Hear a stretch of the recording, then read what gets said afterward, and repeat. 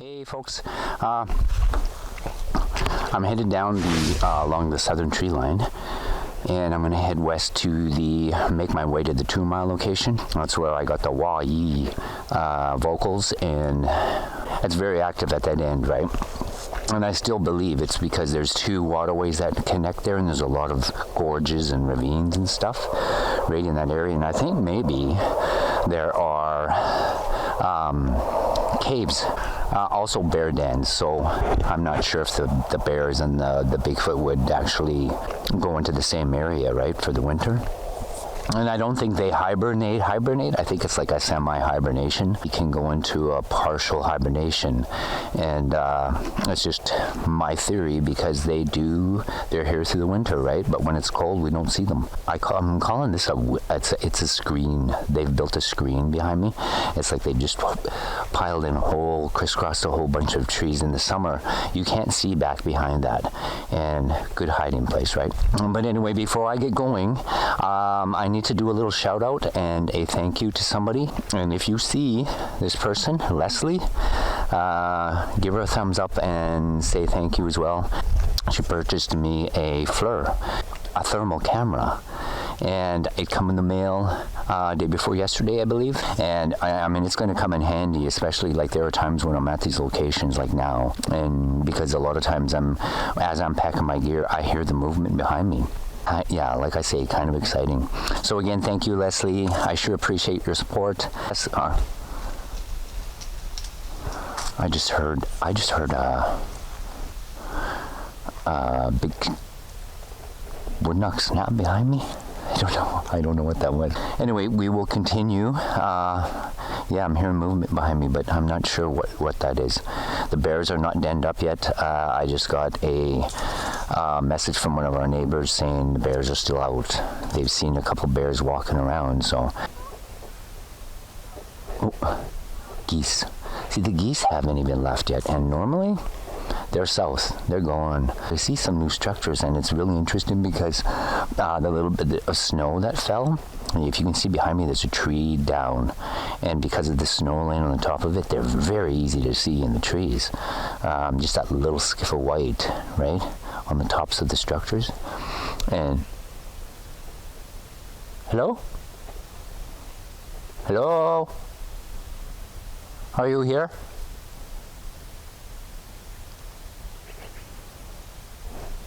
Hello? I heard something. Yeah.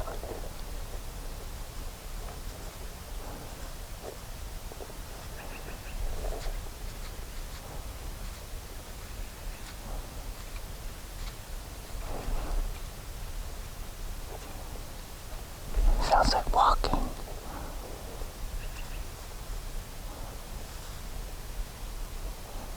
Okay, we'll just continue and see what else we get. See in a bit. Again, I'd like to apologize for that last video. I mean, it wasn't too bad, the audio, but it wasn't that great either. A lot of interference, and I was using a Boya. It's called Boya external mic. Not impressed with it anyway, because it was almost like the colder it got as I was there, and then it like copped right out. The battery in it, the 2 batteries, the 2 AA batteries in it just went completely dead. I'm not sure if that was the Sasquatch doing that, or I was around those arches quite a bit, and that might have had an effect on things too. So what is that? Okay, I understand. Okay, if you can look close here, these are deer tracks. This would be a buck. And this little bare spot here, they urinate there, and then they dig. They kind of scrape the dirt, and they will come up here to these little twigs, and they start rubbing their scent glands on the side of their mouth. And a little low twig, like this one right here, along the game trail, which is running through the trees back in there. They'll mark this trail And like I showed you the footprints, and they'll come to these little twigs right here, urinate, scent the twigs, and continue on their way. And it looks like they went right across that field. Yep.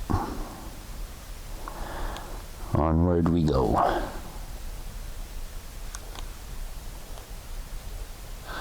Oh, I had to stop and film this here. This is new. New structure. Old trees, new structure. The last trip to my 7 Creeks with the audio list footage, on the screen I had mentioned the floaters I see here. Here's one. This is new. Very good. And that is a long one. This clan here next to the farm, this is what they do. They put these, I'd say that's got to be a good, and it's right off the ground too. A good 60 feet in length. This is the horizontal structures I was mentioning in the video, with the ones here along the property. And they'll put an X in there, right there, it's there. And the rest of that tree, it just looks like it's just hanging there and floating in the bush, floating amongst the trees. Okay, we'll keep going. That's new. That was not there this last through the summer. And I think the last time I made this trek would have been in August, the beginning of August. And one of the reasons why I didn't make this little journey was because of the crops in the field that were so tall. I couldn't see if a bear was in there, and they do. It was a canola field. Bears love canola, right? And they will go and lay right in it, because I found beds. I think we're just going to go to the mud-patch today. Remember the mud-patch tree peaker? Yeah, we're going there. I am amazed that they do come out when it's cold. And I still, maybe they're able to be half here and half in that other dimension, that other realm. And I just want to share a little bit of a story with you. When I was 16 years old, it was a school night, Thursday night, coming towards the end of the weekend. And of course, being rural, where there's a lot of school buses, that's how we get to school. It was a school night. It was a Thursday night, and I was sleeping, sound asleep. And about 3:30 in the morning, my mom wakes me up out of my sleep, and she says, "Get up, come see." What? I'm half awake, right? She says, "Get up, come and see. There's something out here." Of course, that got my attention. So I jumped out of bed and followed her down, and we were looking south out our living room window. And it was moonlight, and it was about -28, -30 below. And it was moonlight, and it hadn't snowed, clear as a bell. The stars were out, and the snow was like diamonds, right? She says, "Do you see him? Do you see him?" And she's pointing south, right across the yard, our front yard. And I don't see nothing, Mom. I don't see it. And all of a sudden it moved. It started moving. Oh my God! It's a Bigfoot. We're watching it walk, and Mom figured about 9 feet in height, and I did too. Like it was massive, right? And we watched it walking, big steps, and it was traveling east. So we're looking south, and it was traveling east. And it crossed the yard, went through the ditch of the road, and crossed the road and into this bush. And so we were pretty excited about it. We sat up for a little bit and we talked, and but anyway, so I went back to bed. I finally got to sleep about 4:30, and I had to be up within 3 hours. And I got up, and she got me up, and we had breakfast, and she said, "Before you get on the bus, go see if you see tracks." So I crossed the yard. There was no wind. It hadn't snowed. It was still nice and clear. The air was still. Not a track in that snow. We both watched it, right? We both watched it walking across the yard. These giant strides, and it just took its time, right? How is that possible? Like, 9 feet. I mean, how can that giant of a being? There wasn't a scuff in the snow. Nothing. And it hadn't snowed. And the wind hadn't blown. Like, the wind would have covered up the tracks, maybe. It would have drifted them in, right? But there was no wind through the night. So that's where I go back to that. Are they able to, like in the wintertime, if it's too cold, can they be half here and half out, right? And are they able to just be half here and not leave a trace of their passing? And we've had 3 or 4 of those kind of encounters over the many years that we've been here, and like, not a trace, right? It was a solid thing. Like, we were watching a solid being walk across the yard, and 2 sets of eyes, and we both watched it, right? I mean, that's something to think about, and that's something to consider, because I don't know how they can do that. We're almost at the mud patch. And there'll be no mud there today, but yeah, you guys can let me know what you think of that. True story. I just don't know how they do it. It's pretty amazing, though.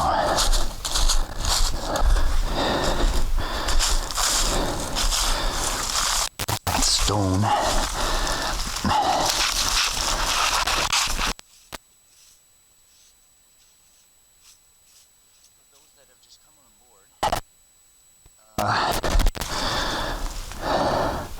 There's 3 locations that I go to. There's 3 areas that I go to here along our property next to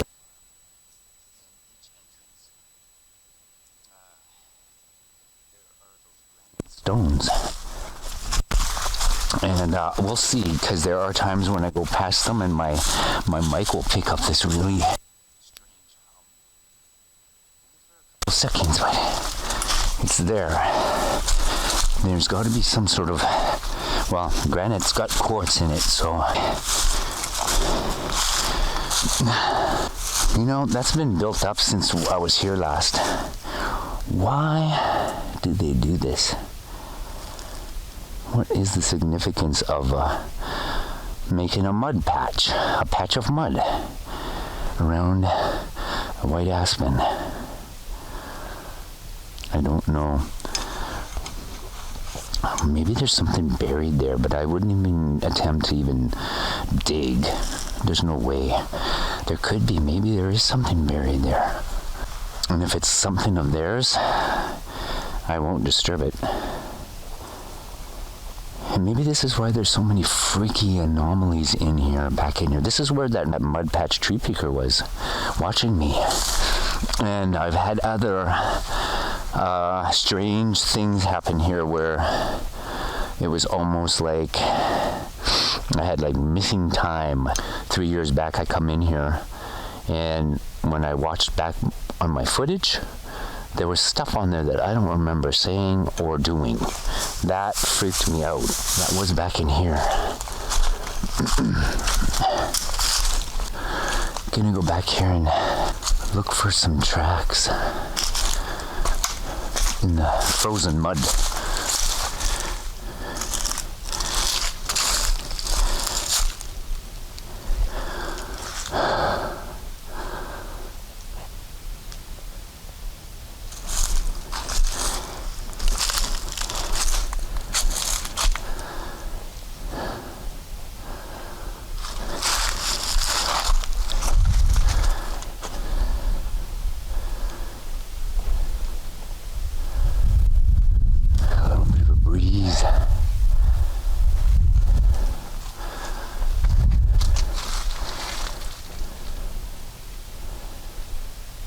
Hello?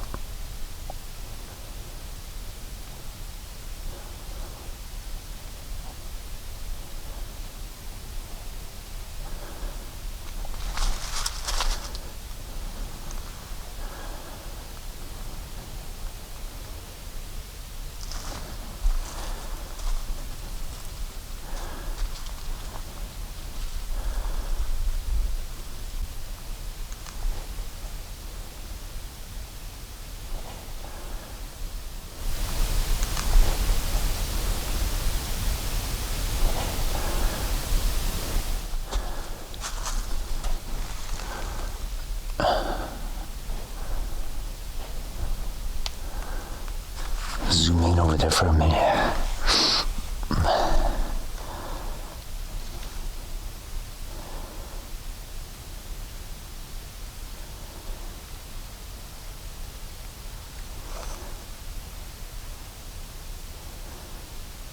Hello?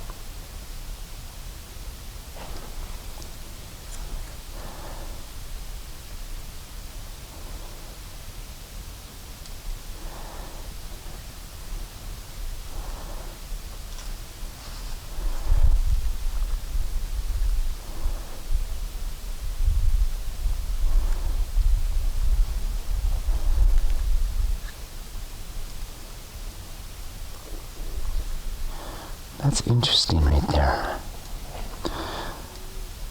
Oh. Right there. Oh.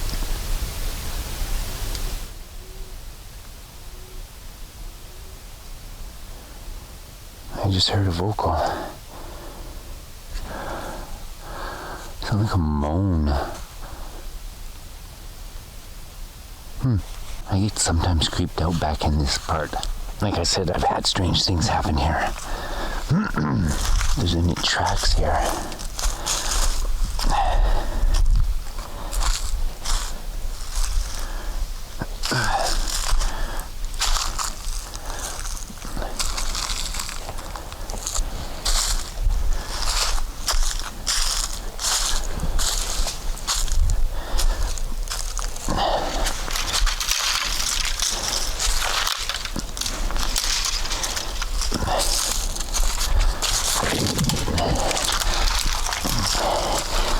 So now, after telling you that story,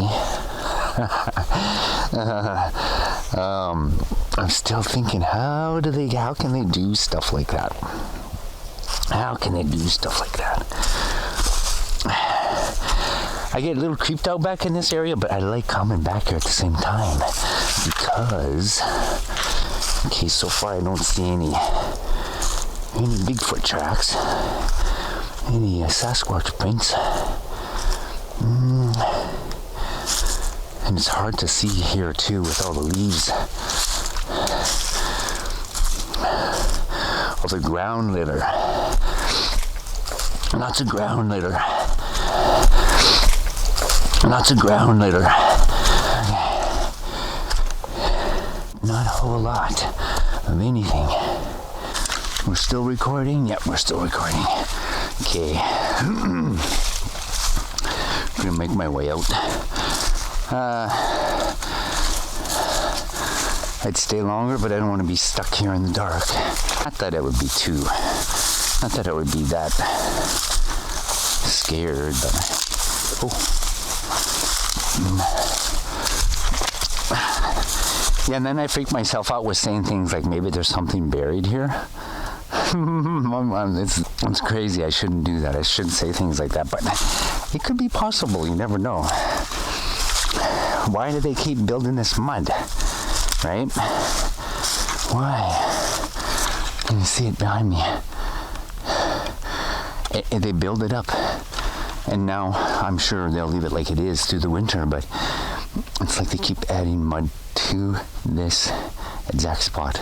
I mean, it's obviously something important to them, so, and I think that's why a lot of times I have some weird, there's something here. Anomalies, there is anomalies here, because I get audio distortions, I get video distortions, and me, like I said, there was twice I come in here. Once I missed about a half an hour of time in this, right in here. The second time I was back in here and I went over my footage and I didn't, there was about 3 or 4 things in that video I don't remember saying, and there was an area in that video that I didn't even recognize. That's weird. That's very weird, and I know this place, right? I'm talking about these strange things. I'm getting creeped out. Okay, I made it. I'm using my Canon today, not the JVC, so and we're walking against the wind now. We're going upwind. So, once again, thank you, Leslie, for the thermal camera.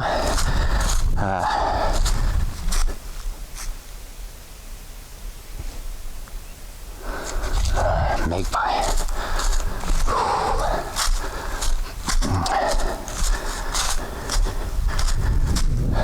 Winter. Oh, hey. I didn't see that. You see that behind me?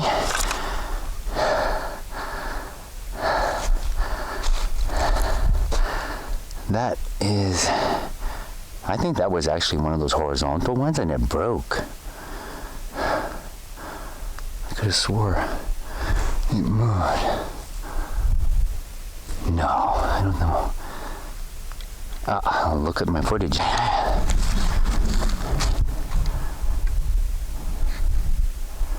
Wait a second. What am I seeing down there?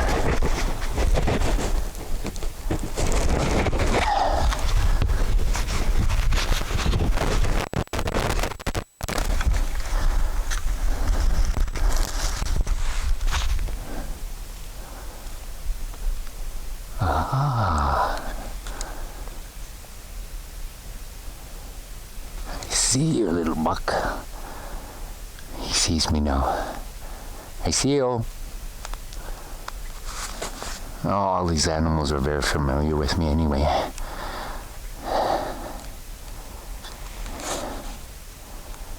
Very pretty.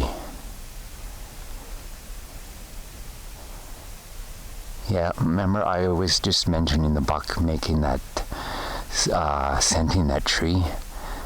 That would be him. Marking their territory.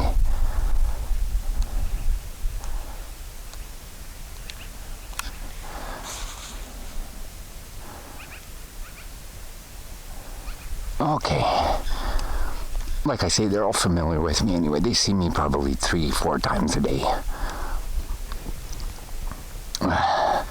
For a minute there, I thought that was Sam coming, but it was a little bit big for Sammy. Yeah, he wouldn't come with me today. But I always leave the ball in his court. What he's gonna do. And it's kind of he's kind of like my Bigfoot radar, right? When he doesn't come with me, I'm like, hey, they're out and about. It's usually 10 for 10. Like, if he doesn't show up, I will hear stuff and I will see movement and hear vocals, and I'm like, yeah, that's why Sammy didn't come today. And then there are days I know they're not there because he comes with me. And if they do all of a sudden show up, he leaves. There is a story I want to share with you one day, and I'd just like to do maybe one night of the week and just do the stories, right?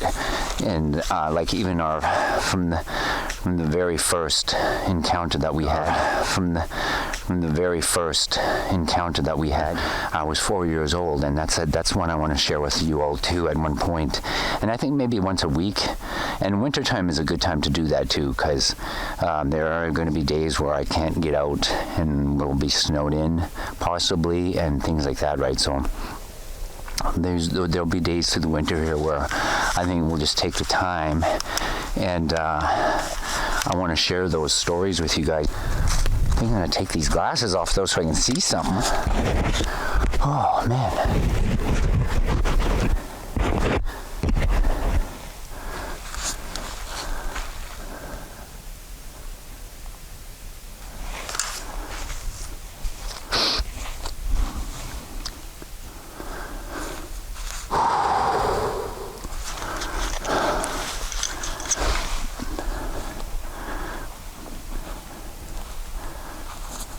And before I sign off here, for all the new subscribers, the ones that have come on board, thank you. Thank you for being here. I appreciate it very much. Yeah, you know, we're getting close to 2,000 subscribers.